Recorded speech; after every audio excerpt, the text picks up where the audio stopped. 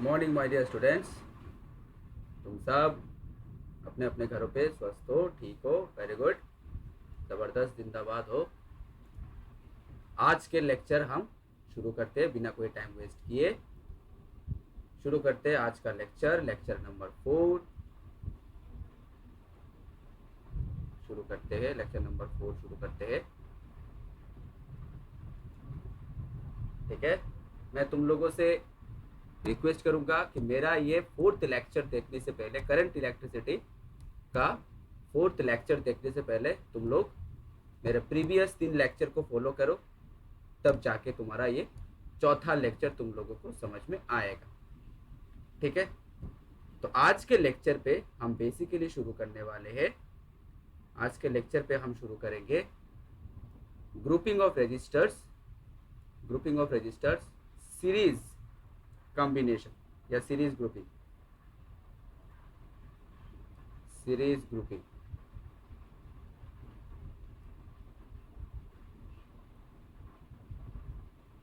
ठीक है, हम आज करेंगे, क्या करेंगे सर, रेजिस्टेंस का सीरीज ग्रुपिंग हम देखेंगे। ये क्लास 10 में भी तुम लोगों को मिल चुका है, तुम लोग जानते हो। चलो ठीक है भाई, हम लोग फटाफट डायग्राम ड्रॉ करते हैं। रेजिस्टेंस का सर्किट सिंबल हमने देखा था, मैंने ड्रॉ करके दिया था। चलो फिर से एक बार ड्रॉ करते हैं रेजिस्टेंस का सर्किट सिंबल। ये है रेजिस्टेंस का सर्किट सिंबल, ये दूसरा, सपोज ये तीसरा। ठीक है, इसको हम एक बैटरी से कनेक्टेड कर देते हैं। पोटेंशियल डिफरेंस बैटरी से कनेक्टेड कर देते हैं। हम पढ़ेंगे सेल के बारे में, हम पढ़ेंगे डिटेल्स में, हम पढ़ेंगे। ओके, तो रेजिस्टेंस ये सपोज मेरा R1, ये रेजिस्टेंस मेरा R2 और ये रेजिस्टेंस मेरा R3। ठीक है, और इन तीनों में से करंट मेरा सेम दौड़ेगा, इन तीनों में से करंट मेरा सेम दौड़ेगा I। ये R1 में भी I करंट दौड़ेगा, R2 में भी I करंट दौड़ेगा, R3 में भी I करंट दौड़ेगा। अल्टीमेटली I करंट इधर से वापस घूम के आ जाएगा।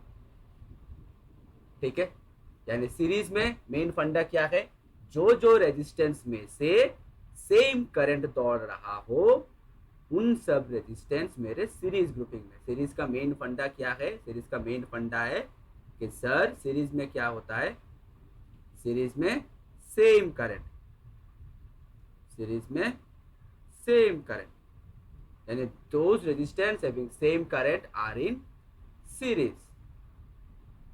those resistors are have same current are in series combination, लेकिन पोटेंशियल डिफरेंस मेरे अलग अलग रहेंगे। सपोज टोटल पोटेंशियल मेरा V, तो ये R1 के रेस्पेक्ट पे वोल्टेज ड्रॉप रहेगा सपोज V1, R2 के रेस्पेक्ट पे वोल्टेज ड्रॉप रहेगा सपोज V2, एंड R3 के रेस्पेक्ट पे वोल्टेज ड्रॉप रहेगा सपोज V3। ठीक है, R1 के रेस्पेक्ट पे वोल्टेज ड्रॉप मेरा V1, ठीक है, R2 के रेस्पेक्ट पे वोल्टेज ड्रॉप मेरा V2 एंड R3 के रेस्पेक्ट पे वोल्टेज ड्रॉप मेरा V3। ठीक है, ओके भाई, तो total potential V is equals to हम लिख सकते हैं V1 plus V2 plus V3। ठीक है, V1 plus V2 plus V3, इसको मैं इक्वेशन नंबर 1 दे देता हूं। Now V1 is equals to I into R1, ठीक है, Ohm's law. V2 is equals to I into R2 and V3 is equals to I into R3। ठीक है, and suppose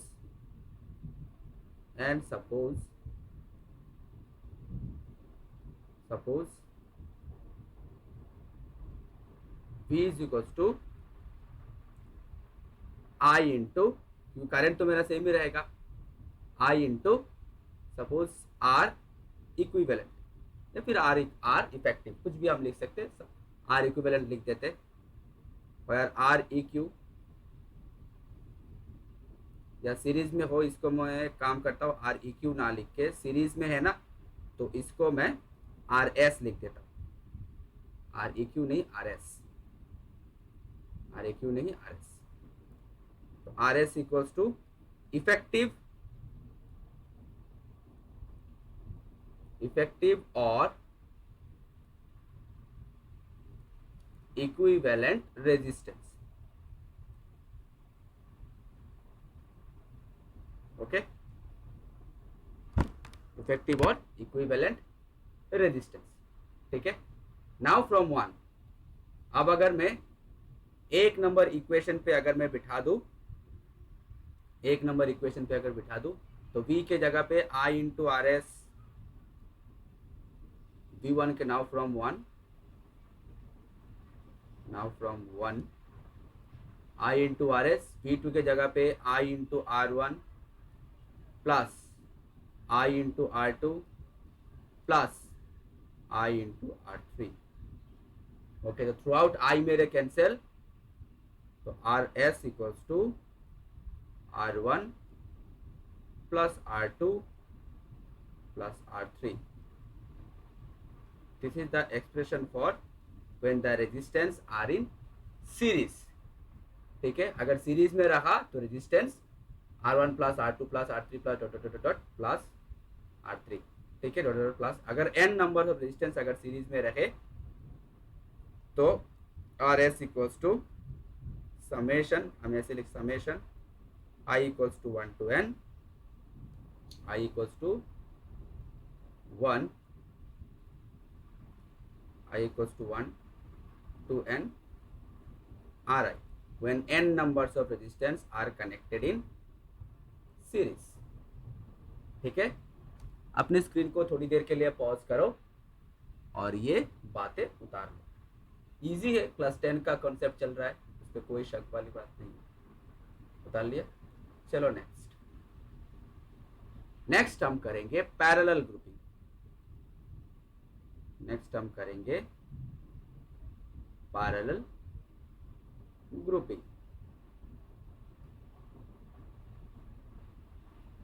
ठीक है, नेक्स्ट क्या करेंगे कि सर हम नेक्स्ट करेंगे पैरेलल ग्रुपिंग। ठीक है, तो चलो डायग्राम ड्रॉ करते, पहले की तरह हम डायग्राम ड्रॉ करते अच्छी तरह से। तो तीनों रेजिस्टेंस अभी पैरेलल पे। ओके भाई, तो सपोज ये एक रेजिस्टेंस है, ठीक है, ये एक रेजिस्टेंस है, ओके, ये एक रेजिस्टेंस है, ओके भाई, ठीक है। इन तीनों को हम पोटेंशियल डिफरेंस V से कनेक्ट कर देता हूं। ठीक है, तीनों में अभी क्या रहेंगे, करंट रहेंगे डिफरेंट डिफरेंट। इन तीनों में करंट रहेंगे डिफरेंट। सपोज ये A पॉइंट है, ये B पॉइंट है, इधर से करंट I चल रहा है, यहाँ पे जाके करंट के तीन रास्ते बन जाएंगे। एक इधर से चला गया I1, एक इधर से चला गया सपोज I2, और एक इधर से चला गया सपोज I3। ठीक है, ये रेजिस्टेंसेस है, ये रेजिस्टेंस है। सपोज ये रेजिस्टेंस मेरा R1, ये रेजिस्टेंस मेरा R2 और ये रेजिस्टेंस मेरा R3। ठीक है, यहाँ पे आके तीनों करंट मिल जाएंगे, फिर से B पॉइंट पे आके तीनों करंट फिर से मिल जाएंगे और मिलके I करंट निकल आएगा। ठीक है, ये पोटेंशियल डिफरेंस भी। तो पैरेलल ग्रुपिंग में कंसेप्ट क्या है, पैरेलल में कंसेप्ट क्या है कि डिफरेंट करंट, सीरीज में था सेम करंट, पहले देखो सीरीज में था सेम करंट, सीरीज में होता है। अब पैरेलल में क्या होगा कि सर पैरेलल में होगा different different current. Those resistors having different current consider in parallel, those resistance are in different current consider in parallel. Okay, लेकिन पोटेंशियल डिफरेंस मेरा सेम रहेगा थ्रू आउट, पोटेंशियल डिफरेंस मेरा सेम रहेगा throughout, potential difference मेरा same रहेगा। Okay, तो total current मेरा क्या रहेगा, total current total current I equals to I1 plus I2 plus I3। इसको मैं इक्वेशन नंबर 1 दे देता हूं। ठीक है, अब I1 को मैं लिख सकता हूं V बाई R1, ठीक है, from Ohm's law. I2 is equals to V by R2 and I3 is equals to V by R3 and suppose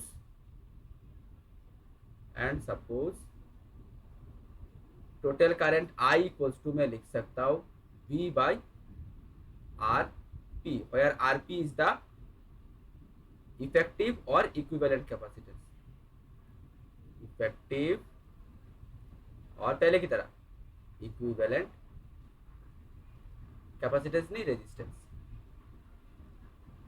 okay, तो अगर सारे के सारे वैल्यू को अगर मैं बिठा देता हूं, सारे के सारे वैल्यू को अगर मैं बिठा देता हूं तो इधर में आ गया फ्रॉम 1, इधर में आ गया V by R1 RP is equal to हो गया V by R1 plus V by R2 plus V by R3। Throughout मेरा V कैंसिल चला जाएगा तो क्या रह जाएगा, अल्टीमेटली मेरा रह जाएगा 1 by RP is equals to 1 by R1 plus 1 by R2 plus 1 by R3। Capacitance का पूरा उल्टा रेजिस्टेंस। ठीक है, this is the expression for parallel. अगर n numbers of resistance are in parallel रहे तो 1 by RP is equals to summation as I is equals to 1 to n 1 by RI। ठीक है, अपने स्क्रीन को पॉज करो और यहां तक उतार लो। उतार लिया, चलो नेक्स्ट।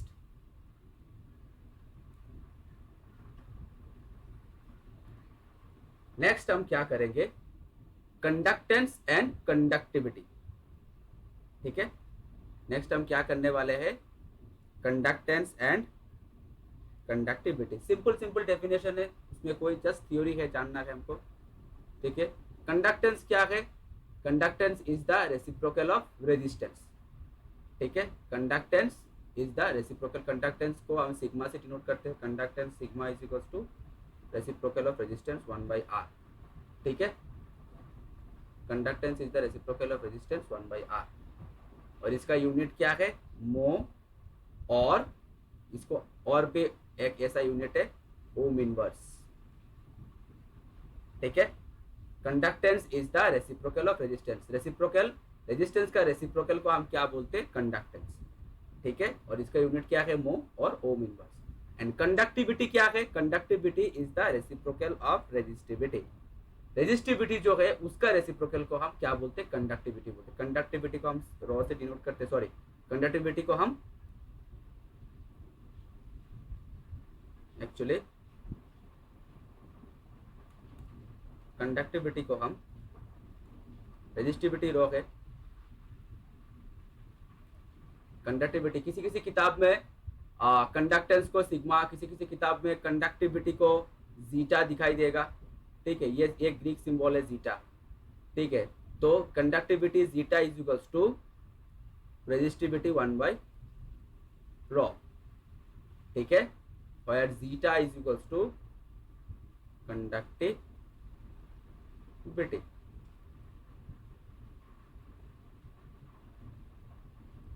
ठीक है, conductivity zeta is equals to 1 by rho. ठीक है, इस पे कोई दिक्कत नहीं सर, कोई दिक्कत नहीं है। अपने स्क्रीन को पॉज करो और उतार लो। Temperature dependence of resistance. Resistance जो है वो टेम्परेचर के साथ भी डिपेंडेंट रहता है। अब इसको जानने के लिए हम थोड़ा सा फर्स्ट ईयर का एक कॉन्सेप्ट उठाएंगे। फर्स्ट ईयर का तुम लोग लीनियर एक्सपांशन के बारे में जानते हो, coefficient of linear expansion alpha के बारे में तुम, जब भी हम किसी भी कंडक्टर को हीट करते हैं तो उसका लेंथ टेम्परेचर के साथ बढ़ता है, उसका लेंथ टेम्परेचर के साथ बढ़ता है। अगर ये वाला लेंथ जो है वो मेरा L0 है, ठीक है, और ये वाला लेंथ जो है वो मेरा LT है, ठीक है, तो ये वाला लेंथ हो गया मेरा increase length LT minus L0, ठीक है। तो हम लोग फॉर्मूला जानते हैं तो LT is equals to L0 into 1 plus alpha into delta T, ये हम जानते हैं। और अल्फा क्या था, अल्फा था मेरा कोफिशिएंट ऑफ थर्मल एक्सपांशन। ये फर्स्ट ईयर का थोड़ा सा कंसेप्ट है, फर्स्ट ईयर का थोड़ा सा कंसेप्ट है। किसी भी कंडक्टर को अगर हम हीट करते हैं, किसी भी रॉड को हम हीट करते हैं तो उसका एक्सपांशन होता है, लीनियर एक्सपांशन होता है, ठीक है। और ये अल्फा है मेरा coefficient of linear expansion, beta आता है कोफिशिएंट ऑफ सरफेस एक्सपांशन, और गामा आता है कोफिशिएंट ऑफ वॉल्यूम एक्सपांशन। तो हमको ये नहीं चाहिए, सिर्फ एक कंसेप्ट चाहिए।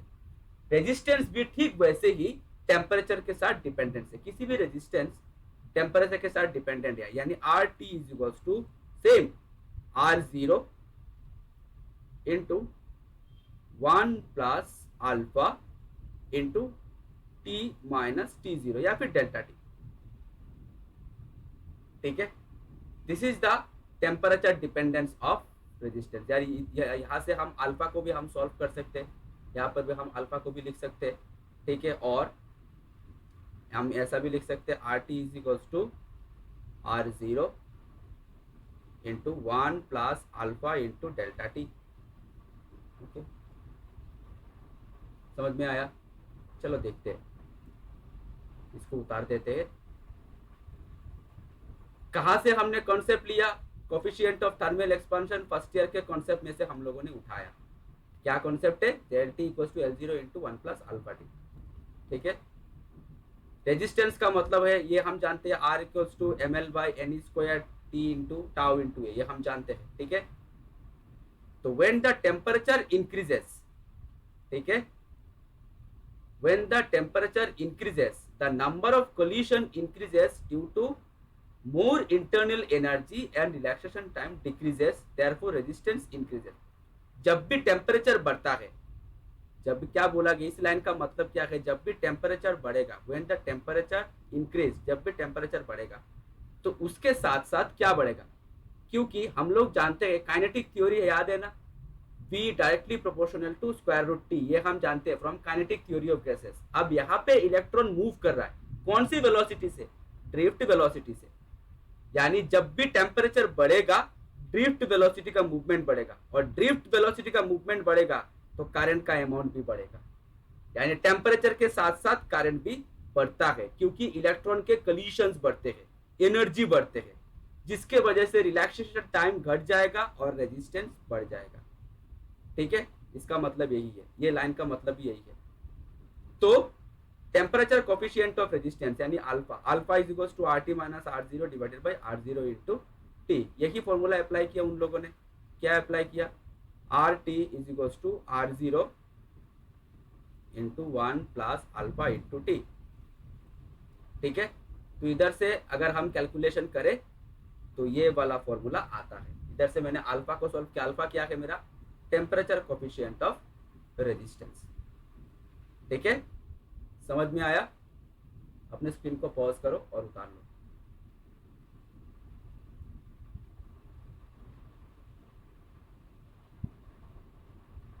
उतार लिया,